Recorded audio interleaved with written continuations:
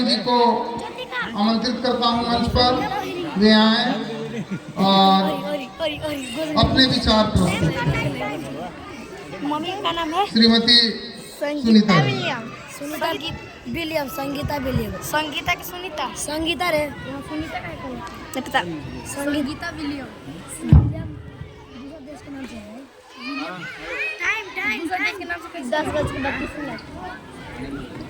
कुछ कहने से पहले बहुजन समाज में जन्मे तमाम सभी संतों, गुरुओं, महापुरुषों को नमन करते हुए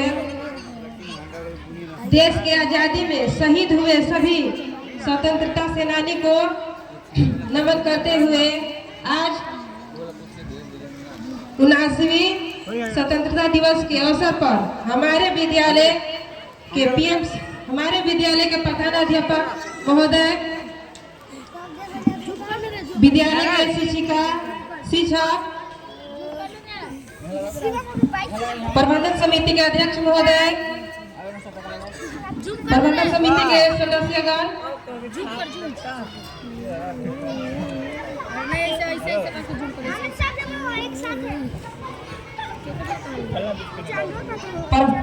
माता समिति के रसोईया एवं यहाँ पे उपस्थित गणमान्य गण, छात्र छात्राएं, आप सभी को 79वीं स्वतंत्रता दिवस के अवसर पर ढेरों सारा बधाई देते हुए सभी को मैं जोहार, सलाम, जय भीम, जय संविधान, जय भारत पेश करती हूँ। मैं ज्यादा ना कुछ कहते हुए कहना चाहती हूँ कि हमारा देश भारत लगभग 200 वर्षों तक गुलाम रहा है। गुलामी का पहला सीढ़ी रहा है 1757 के क्रांति, जो पलासी का युद्ध ब्रिटिश ईस्ट इंडिया कंपनी ने और बंगाल के नवाब शाह सिराजुद्दौला के बीच हुआ। 23 जून 1757 को यह युद्ध पलासी नामक स्थान पर हुआ था। यह युद्ध भारतीय इतिहास के में एक महत्वपूर्ण घटना मानी जाती है, क्योंकि इस युद्ध के बाद ही अंग्रेजों ने अपना शासन स्थापना करने में सक्षम रहे। इसके बाद दूसरा सबसे बड़ा युद्ध हुआ 1765 ईस्वी में, जो बक्सर का युद्ध रहा। बक्सर जिले के जो अभी स्थित बिहार में है बक्सर जिला। इसके बाद अंग्रेजों ने इलाहाबाद संधि की, जो जिसमें अंग्रेजों ने मुगल शासन के जो राजा थे, वहाँ का शासन व्यवस्था थे, उनके जबरन संधि किया और अपना इलाहाबाद संधि के द्वारा इस युद्ध का अंत किया गया। भारतीय शासकों ने संधि पर जबरन हस्ताक्षर कराने के लिए मजबूर किया गया अंग्रेजों द्वारा। ईस्ट इंडिया कंपनी ने इस संधि के द्वारा ईस्ट इंडिया कंपनी ने अपनी दीवानी अधिकार अपने हाथ में ले लिया, जिससे हमारा राज्य बंगाल, बिहार, उड़ीसा, झारखंड के उनको दीवानी अधिकार मिल गया, जिससे उन्होंने अपना अधिकार और कर्ज लेने के लिए तीनों राज्यों में अपना हुक्म चलाने लगे। उससे इसी कारण भारत में और अन्य राज्यों में उन्होंने अपना राज्य को शासन बनाने के लिए कहते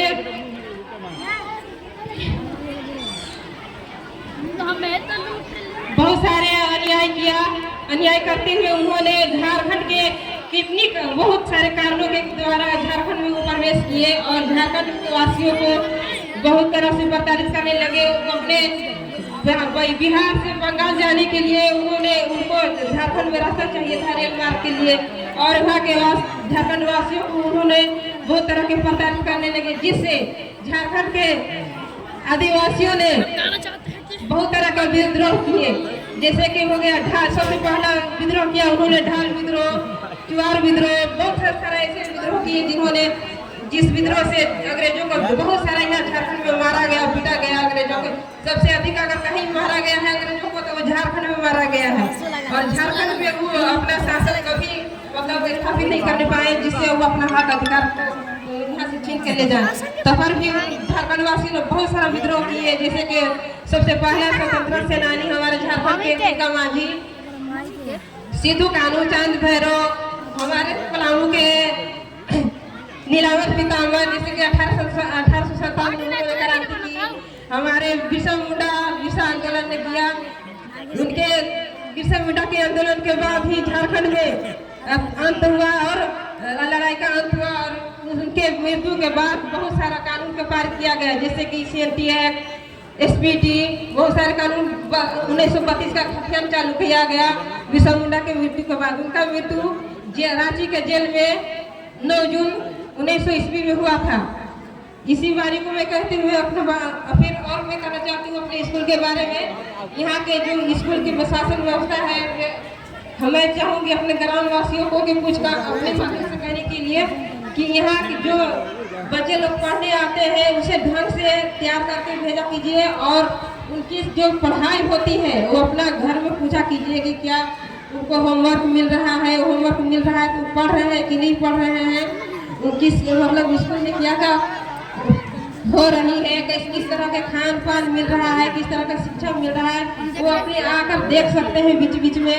और हम प्रबंधक समिति की तरफ से हम लोग कोशिश कर रहे हैं कि हर तरह की यह व्यवस्था दिया जाए, बच्चों को हर सुविधा मिले और शिक्षा में सुधार हो।